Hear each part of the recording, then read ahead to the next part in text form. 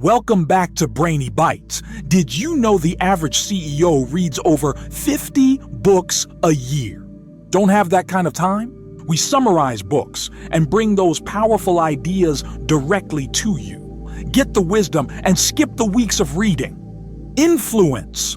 The Psychology of Persuasion by Robert Cialdini. Full summary. Have you ever found yourself saying yes to something you later regretted? Or wondered why certain sales pitches, requests, or even social media posts are so compelling? What if there are identifiable psychological triggers that compliance professionals use to get us to comply, often without us even realizing it? Today, we're delving into a landmark work on the science of persuasion. Influence. The Psychology of Persuasion by Dr. Robert Cialdini, first published in 1984. This book is the result of Cialdini's years of undercover research into the tactics used by compliance professionals, salespeople, marketers, fundraisers, and negotiators. He wanted to understand why people say yes. The book outlines 6 universal principles of influence that, when used ethically, can make us more persuasive, and when recognized, can help us defend against undue manipulation. Its goal is to arm us with knowledge about these powerful psychological shortcuts or heuristics that govern our behavior. Core philosophy, mental shortcuts, and fixed action patterns. The foundational concept of influence is that in our complex world, we rely on mental shortcuts or fixed action patterns to make decisions efficiently. These are often triggered by specific cues, much like how a mother turkey will care for a polecat if it makes a cheep sound, but ignore her own chick if it doesn't. Cialdini reveals that compliance professionals have learned to identify and exploit these triggers to their advantage. Understanding these principles doesn't just make you a better persuader. It makes you a more discerning consumer and decision maker. The 6 principles of persuasion. Principle 1. Reciprocation. This principle states that we feel obliged to repay in kind what another person has provided us. It's a deeply ingrained social rule. If someone does us a favor, gives us a gift, or makes a concession, we feel an internal pressure to do something for them in return. This can be exploited through unsolicited gifts or their reject then retreat technique, where a larger request is made, expected to be refused, and then followed by a smaller, more reasonable request, the one desired all along. The concession makes us feel obliged to reciprocate with a concession of our own. The application involves giving genuine value first, or in defense, recognizing when a gift or concession is a tactic rather than a genuine gesture. Principle 2. Commitment and consistency. Once we make a choice or take a stand, we encounter personal and interpersonal pressures to behave consistently with that commitment. We want to appear consistent, and we also use consistency as a mental shortcut. This is why written commitments, public declarations, or even small initial commitments, the foot-in-the-door technique, can lead to larger ones. People will go to great lengths to justify their earlier decisions. To apply this, encourage voluntary, active, and public commitments. To defend against it, listen to your gut if you feel trapped by an earlier, perhaps trivial commitment. Ask yourself if you'd make the same choice knowing what you know now. Principle 3. Social proof. We determine what is correct by finding out what other people think is correct.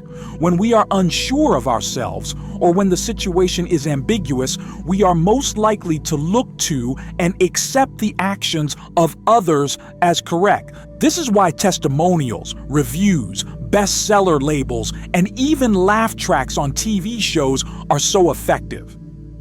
If many people are doing something, it must be the right thing to do. The power of social proof is strongest when we observe the behavior of people who are similar to us.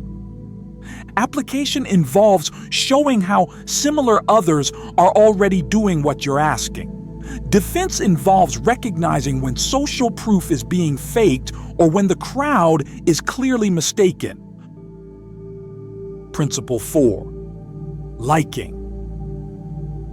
We are more likely to say yes to requests from people we know and like. Several factors increase liking. Physical attractiveness, the halo effect. Similarity. We like people who are like us. Compliments. We love to be flattered. Contact and cooperation, familiarity and working together towards common goals, and association, linking oneself or one's product with positive things.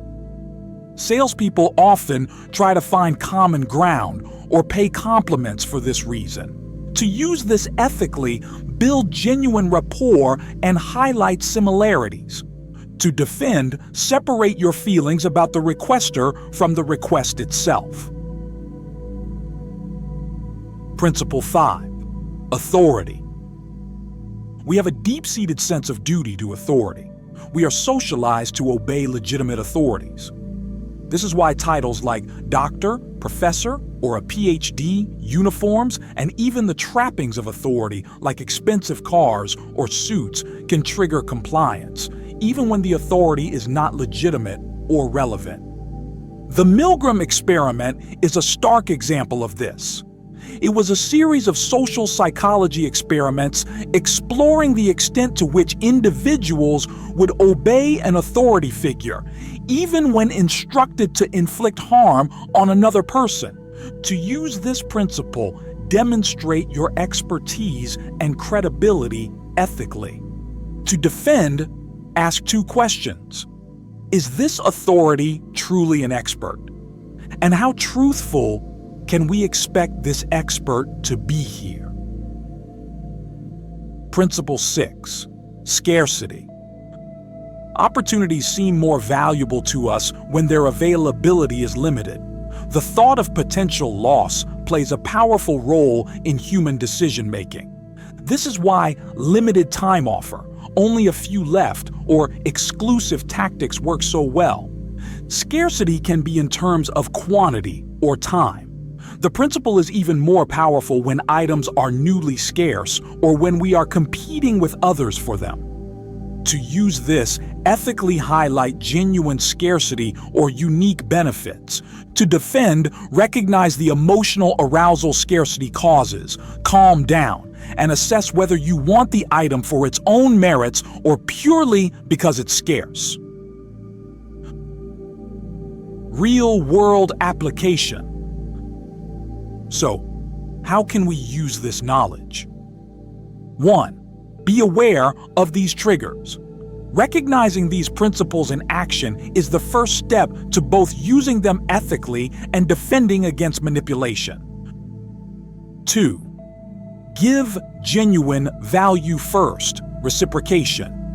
If you want to influence, provide real, unconditional value up front. 3. Encourage small, voluntary commitment and consistency. Small steps can lead to bigger changes in behavior and belief. 4. Show, don't just tell social proof. Demonstrate that others, especially similar others, are already on board. 5. Build genuine connections, liking. Brainy Bytes. Focus on authentic rapport, finding common ground, and offering sincere compliments. 6. Demonstrate credibility, authority. Clearly and honestly establish your expertise and trustworthiness. 7. Highlight uniqueness and urgency, ethically, scarcity. If something is genuinely limited, it's fair to say so, but avoid creating false scarcity. 8. Pause and reflect. When you feel pressured to comply, especially if it involves a strong emotional response, take a moment to analyze the situation for these influence tactics.